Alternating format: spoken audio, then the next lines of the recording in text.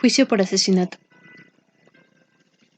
He observado siempre el predominio de una falta de valor, incluso entre personas de cultura e inteligencia superiores, para hablar de las experiencias psicológicas propias cuando éstas han sido de un tipo extraño. Casi todos los hombres tienen miedo de que las historias de este tipo que puedan contar no encuentren semejanza o respuesta en la vida interior de quien los oye y por tanto sospechan se rían de ellos. Un viajero sincero que hubiera visto un animal extraordinario, parecido a una serpiente marina, no tendría miedo alguno a mencionarlo. Pero si ese mismo viajero hubiera tenido algún presentimiento singular, un impulso, un pensamiento caprichoso, una supuesta visión, un sueño o cualquier otra impresión mental notable, se lo pensaría mucho antes de mencionarlo. Atribuye en gran parte a esa resistencia la oscuridad en la que se encuentran implicados estos temas. No comunicamos habitualmente nuestra experiencia de estas cosas subjetivas, lo mismo que lo hacemos con otras nuestras experiencias de la creación objetiva. Como consecuencia, la experiencia general a este respecto parece algo excepcional, y realmente es así por cuanto es lamentable e imperfecta.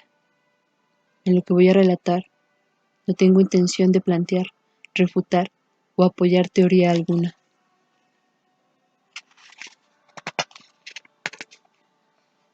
Conozco la historia del librero de Berlín.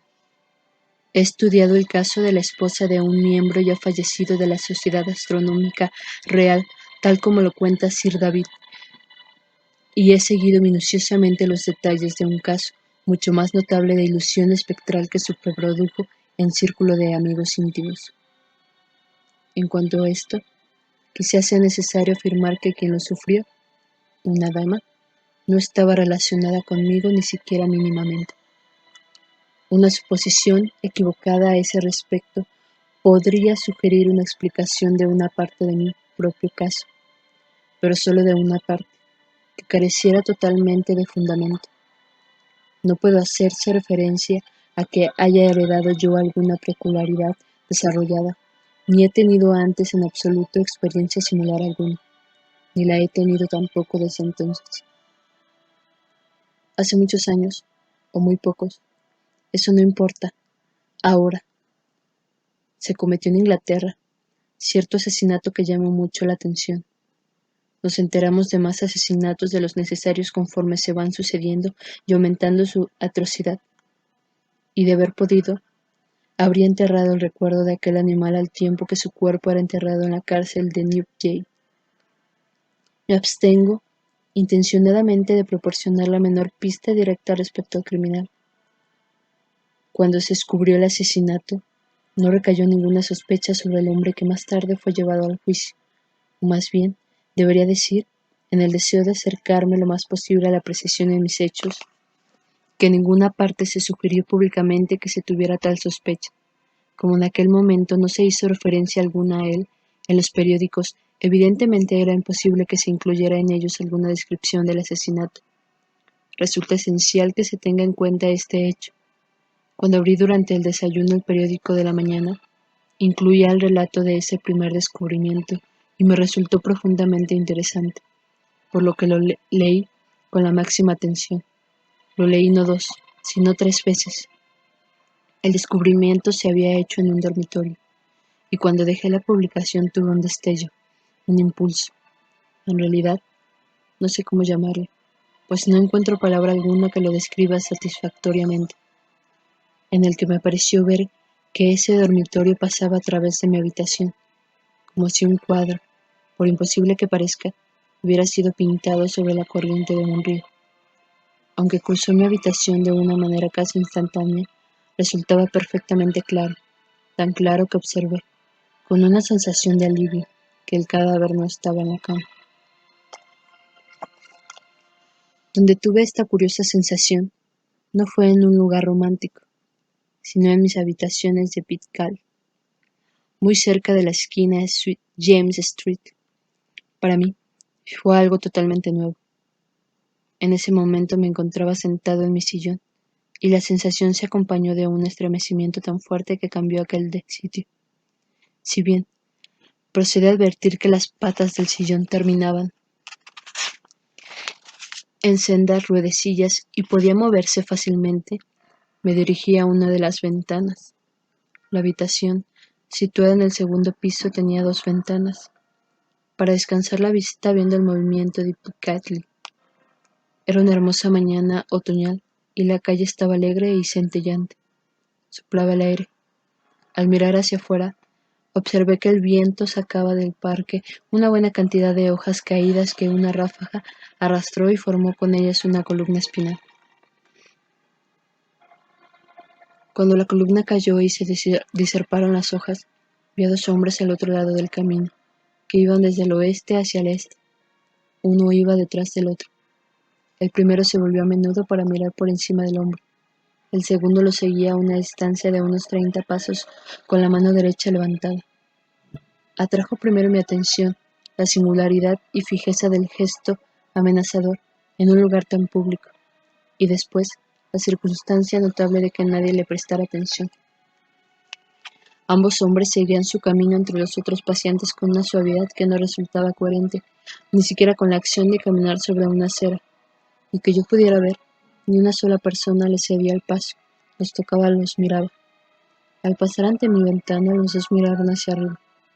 Contemplé los 2 rostros con gran claridad y supe que sería capaz de reconocerlos en cualquier lugar, y no es que observara de forma consciente algo que fuera muy notable en alguna de sus caras, salvo que el primero tenía una apariencia inusualmente humilde, y el rostro del hombre que le seguía tenía el color de cera sucia. Soy soltero y mi criado y su esposa constituyen todo el servicio. Trabajo en una sucursal bancaria y ojalá que mis deberes como jefe de departamento fueran tan escasos como popularmente se supone. Ese otoño me obligaron a permanecer en la ciudad. Cuando yo necesitaba un cambio, no estaba enfermo, pero tampoco me sentía muy bien. Al lector le corresponde extraer las consecuencias que parezcan razonables del hecho de que me sentía fatigado. La vida monótona me producía una sensación depresiva y estaba ligeramente dispéptico.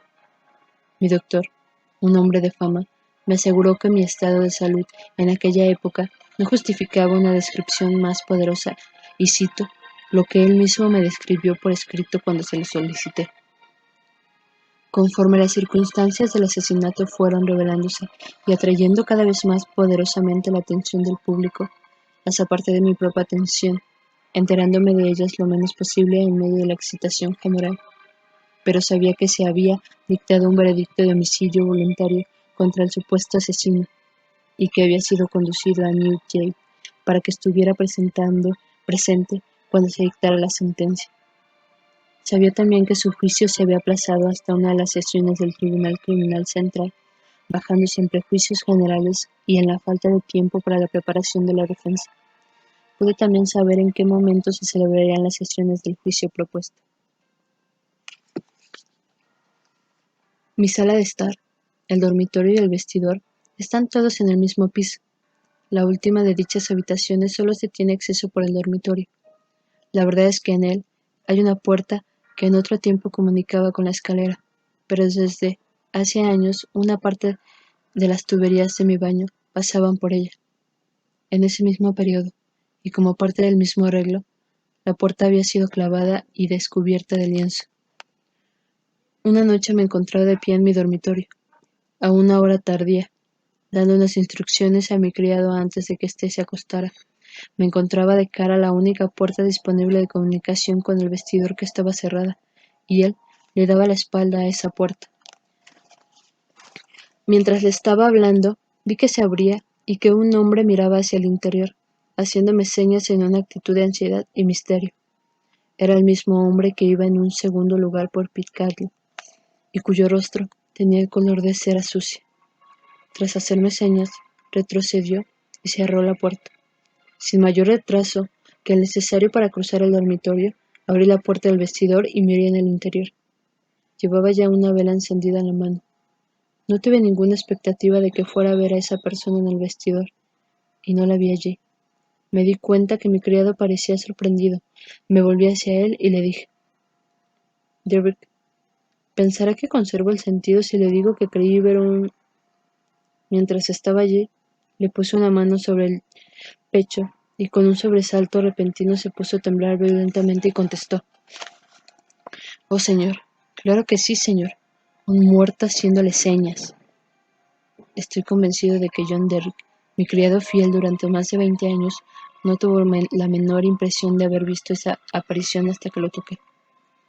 Cuando lo hice, el cambio que se produjo en él fue tan sorprendente que creo absolutamente que obtuvo su impresión, de alguna manera oculta, a través de mí, y en ese preciso instante. Le pedí a John Derrick que trajera un poco de brandy y le di una copa, alegrándome de tomar otra yo. De lo que había sucedido antes del fenómeno de aquella noche no le conté una sola palabra. Estaba absolutamente seguro de que nunca antes había visto ese rostro, salvo en aquella ocasión en Piccadilly. Comparé la expresión que tenía al hacerme señas de la puerta con la expresión en el momento en el que levantó la vista para mirarme, mientras yo estaba de pie junto a la ventana. Llegué a la conclusión de que en la primera ocasión había tratado de adherirse a mi recuerdo y de que en la segunda había querido asegurarse de lo que recordaba inmediatamente. Aquella noche no me resultó muy cómoda, aunque tenía la certidumbre, difícil de explicar, de que la aparición no regresaría. Cuando llegó la luz del día, caí en su sueño profundo, del que me despertó John Derrick, que vino junto a mi cama con un papel en la mano. Por lo visto, ese papel había sido motivo de altercado en la puerta entre su portador y mi criado. Se me citaba en él para que sirviera como jurado en las siguientes sesiones del Tribunal Criminal Central en el Hot Bailey. Como John Derrick sabía bien, nunca antes me había citado para ese jurado. Mi criado estaba convencido, aunque en este momento no estoy seguro de si tenía razón o no, de que los jurados que se elegían habitualmente tenían una calificación social inferior a la mía, y por eso se había negado en principio a aceptar la citación. El hombre que la llevaba se tomó el asunto con gran frialdad. Afirmó que mi asistencia, o la falta de esta, no le importaba en absoluto. La citación estaba allí, y el atenderle era un riesgo mío, no suyo. Durante 1 o 2 días dudé si debía responder a esa llamada o no hacerle caso. No era consciente de que se estuviera produciendo la menor extracción, influencia o desviación misteriosa. De eso estoy tan absolutamente seguro como de cualquier otra afirmación que haga aquí. Finalmente decidí que asistiría, porque de este modo rompería la monotonía de mi vida. El día designado fue una mañana fría del mes de noviembre. En Piccadilly había una niebla densa que se oscurecía por momentos hasta adquirir una negrura opresiva en el tribunal del Temple. Encontré los pasillos y las escaleras del Palacio de Justicia iluminados por luces con gas, y el propio tribunal estaba alumbrado de igual modo. Creo que hasta que fui conducido por los oficiales al tribunal antiguo y lo vi abarrotado de gente, no sabía que ese día iba a juzgarse al asesino. Creo que hasta que me ayudaron a entrar en el tribunal antiguo, con considerable dificultad, no sabía cuál de los dos tribunales se me había citado. Pero no hay que tomar esto como una afirmación rotunda, pues no estoy totalmente seguro de que fuera así. Tomé asiento en el lugar designado para que aguardaran los jurados y miré a mi alrededor en el tribunal lo mejor que pude a través de la espesa nube de niebla y alientos. Observé un vapor negro que colgaba como una cortina lóbrega por la parte exterior de las grandes ventanales, y observé y presté atención al sonido ahogado de las ruedas sobre la paja o al cascajo que cubría la calle.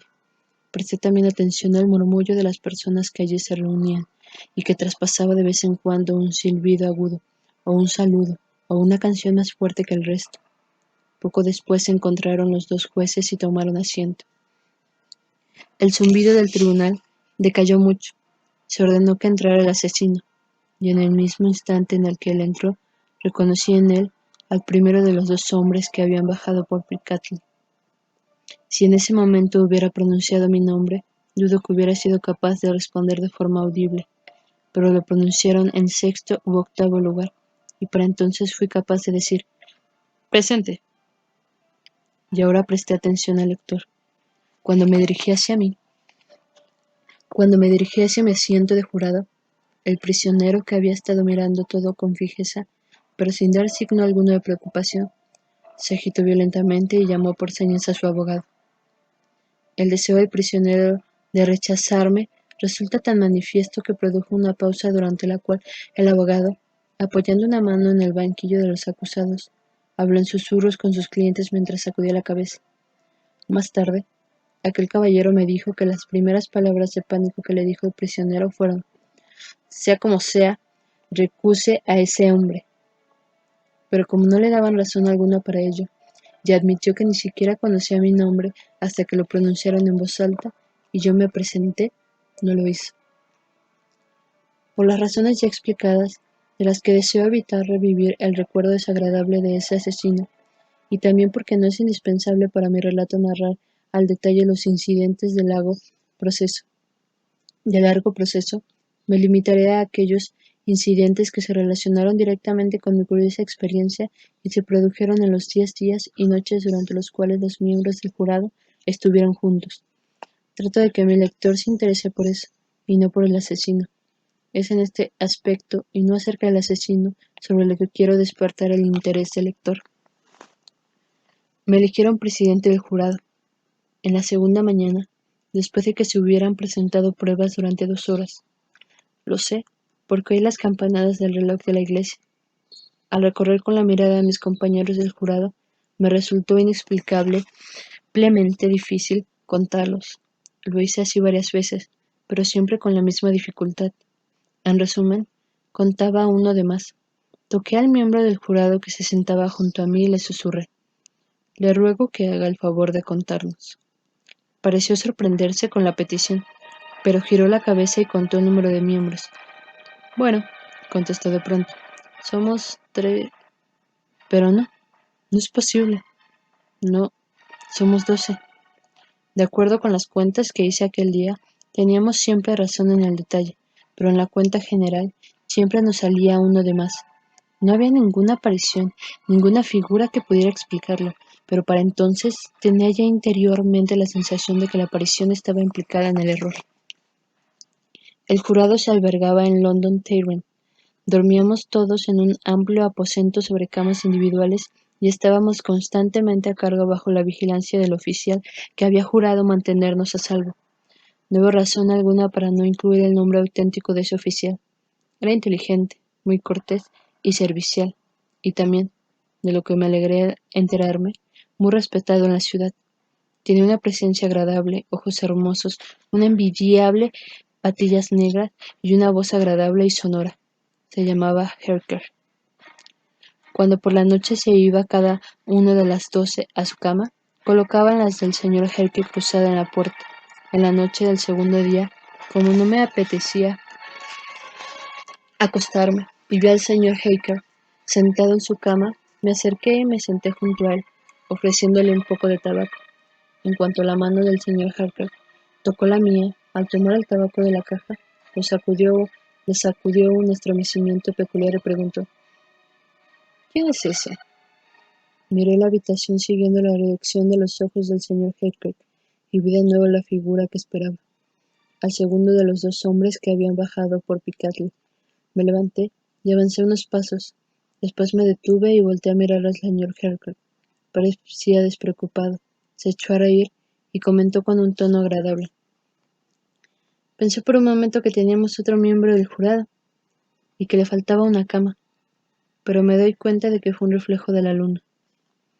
No hice revelación alguna al señor Herker, pero lo invité a que paseara conmigo hasta el extremo de la habitación y observé lo que hacía la figura. Se quedaba de pie unos momentos junto a cada uno de los miembros del jurado, cerca de la almohada. Se colocaba siempre al lado derecho de la cama y cruzaba hasta la siguiente pasando por los pies. Por la acción de su cabeza parecía que simplemente se quedaba mirando pensativamente a cada uno de los jurados acostados. No me prestó atención a mí ni a mi cama, que eran las más próximas a las del señor Herker. Después de la impresión de salir por donde entraba la luz de la luna, atravesó, a través de un alto ventanal, como si subiera por un tramo de escalera situado en el aire. A la mañana siguiente, durante el desayuno, descubrimos que todos los presentes, salvo el señor Herker y yo, habían soñado la noche anterior con el hombre asesinado. Estaba convencido de que el segundo hombre que había bajado por Piccadilly era el asesinado, por así decirlo, como si su testimonio inmediato así me lo hubieran hecho saber. Pero aún así, aquello sucedía de una manera para la que yo no me encontraba preparado. Durante el quinto día del juicio, cuando el fiscal estaba terminando su caso, presentó una miniatura del asesinado que faltaba en su dormitorio cuando se descubrió el hecho, y que después fue encontrada en un lugar oculto en el que el asesino había visto cavando en el suelo. Tras ser identificada por el testigo, la presentaron al tribunal y luego la pasaron al jurado para que éste la inspeccionara. Mientras un oficial vestido con una túnica negra se dirigía con la miniatura hacia mí, la figura del segundo hombre que había bajado impetuosamente por Piccadilly surgió de la multitud, le quitó la miniatura al oficial y me la entregó con sus propias manos, al mismo tiempo que en un tono bajo y hueco me decía, antes de que yo viera la miniatura metida en una caja. Entonces, yo era más joven, y la sangre no faltaba en mi rostro.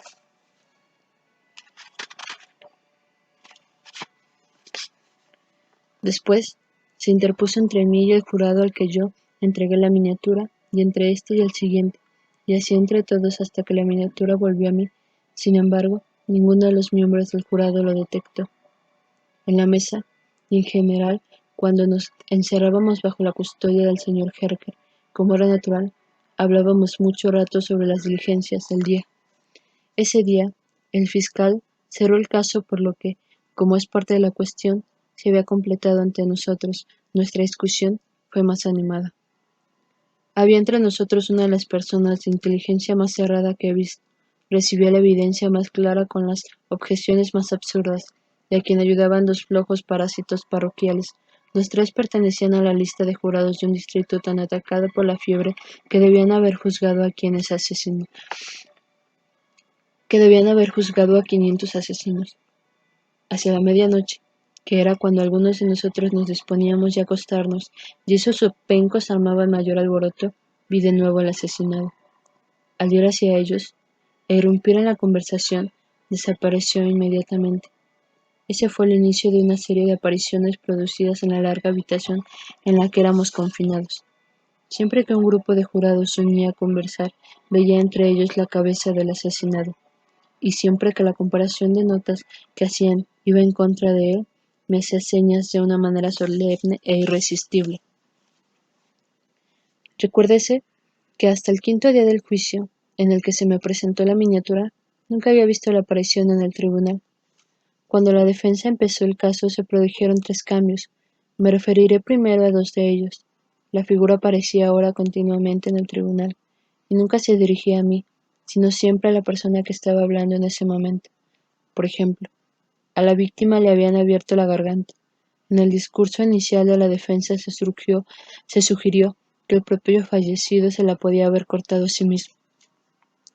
En ese mismo momento, la figura, situando la garganta en la horrible postura que acababa de describirse, se puso de pie junto al codo del que hablaba, moviendo hacia un lado y otro la tráquea, una vez con la mano derecha y otra con la mano izquierda, sugiriendo vigorosamente a quien hablaba la imposibilidad de que se hubiera podido infligir a sí mismo la herida con cualquier mano.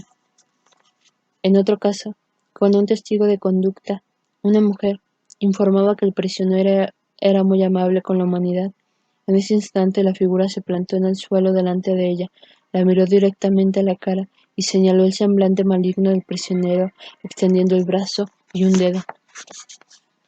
El tercer cambio, al que me referiré ahora, fue el que de manera más marcada y notable me impresionó.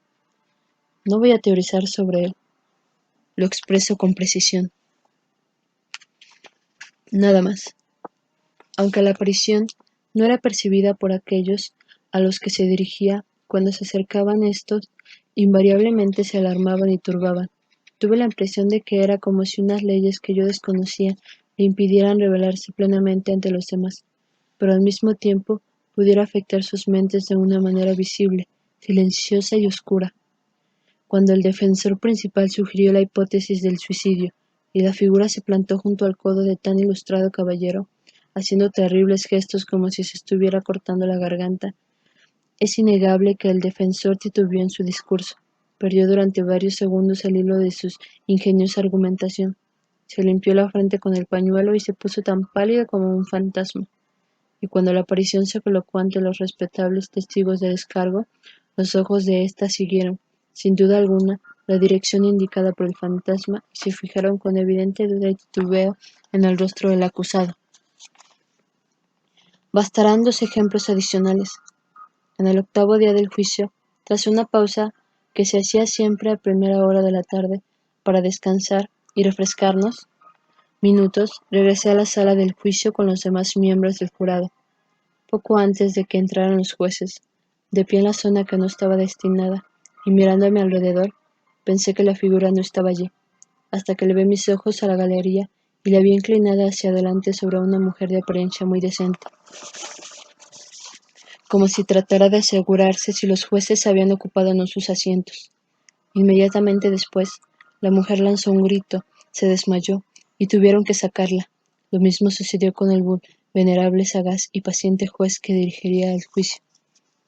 Cuando terminando el caso se concentraba en sus papeles para el resumen, las víctimas entrando por la puerta del juez, avanzó hasta la mesa de su señoría y miró ansiosamente por encima del hombro de éste las páginas de notas que iban pasando. Entonces se produjo un cambio en el rostro de su señoría. Su mano se detuvo. Tuvo ese estremecimiento peculiar que yo conocía tan bien y exclamó con vacilación: Caballeros, discúlpenme unos momentos. Me siento algo oprimido por el aire viciado. Y tras decir eso, no se recuperó hasta beber un vaso de agua. A lo largo de la monotonía de 6 aquellos 10 interminables días, los mismos jueces y ayudantes en el tribunal, el mismo asesino en el banquillo de los acusados, en la mesa de los mismos abogados, el mismo tono de preguntas y respuestas elevándose hasta el techo de la sala, el mismo ruido que hacía la pluma del juez, los mismos porteros saliendo y entrando, las mismas luces que se encendían a la misma hora cuando todavía brillaba la luz natural de día, la misma neblinosa cortina en el exterior de las grandes ventanales, la lluvia goteando y produciendo el mismo ruido acompasado. Un día tras otro, las mismas huellas de los vigilantes y el prisionero, el mismo serrín, las mismas llaves cerrando y abriendo, las mismas pesadas puertas. A través de toda esa fatigosa monotonía que me hacía sentirme como si fuera el presidente del jurado desde hacía muchísimo tiempo, y Piccadilly hubiera florecido al mismo tiempo que Babilonia. El asesinado no perdió nunca un solo rasgo de claridad ante mis ojos, ni fue en momento alguno menos evidente y perceptible que cualquier otra cosa que allí hubiera. No debo omitir, pues es un hecho, que nunca vi que la aparición a la que doy el nombre de asesinado mirara al asesino. Una y otra vez me preguntaba por el motivo de que no lo hiciera, pero el hecho es que nunca lo hizo. Tampoco volvió a mirarme a mí desde que sacaron las miniaturas hasta los últimos minutos del juicio. Nos retiramos a deliberar a las 9:53 de la noche. El idiota del grupo y los 2 parásitos de su parroquia no dieron tantos problemas de por 2 veces regresarnos al tribunal para rogar que nos leyeran de nuevo determinados extractos de las notas de juez. 9 de nosotros no teníamos la menor duda sobre los pasajes, ni creo que la tuviera nadie del tribunal. Sin embargo, el triunvirato de zopencos no tenía otro propósito que el de la obstrucción y discutían por cualquier motivo. Al final prevalecía nuestra opinión y el jurado volvió a entrar en la sala a las 10:12. El asesinado estaba en ese momento de pie directamente frente al jurado, al otro lado de la sala. Cuando ocupé mi lugar, posó sus ojos en mí con la mayor atención. Pareció satisfecho y lentamente agitó una enorme vela gris que por primera vez llevaba sobre el brazo, sobre la cabeza y sobre toda su figura. Cuando pronunció el veredicto, culpable, desapareció el velo y con él todo lo que cubría, quedando vacío ese espacio. Cuando el juez preguntó al asesino, según la costumbre, si tenía algo que añadir antes de que se le dictara la sentencia de muerte, pronunció vagamente algo que en los titulares de los periódicos del día siguiente fue descrito como unas palabras audibles a medias, incoherentes y vagas en las que creyó entenderse que se quejaba de no haber tenido un juicio justo. porque el presidente del jurado estaba predispuesto contra él. La notable declaración que hizo realmente fue esta: Señoría, sabía que era un hombre condenado desde el momento en que entró el presidente del jurado. Señor, sabía que nunca me dejaría libre porque antes de apresarme, apareció junto a mi cama por la noche, me despertó y puso una soga alrededor de mi cuello.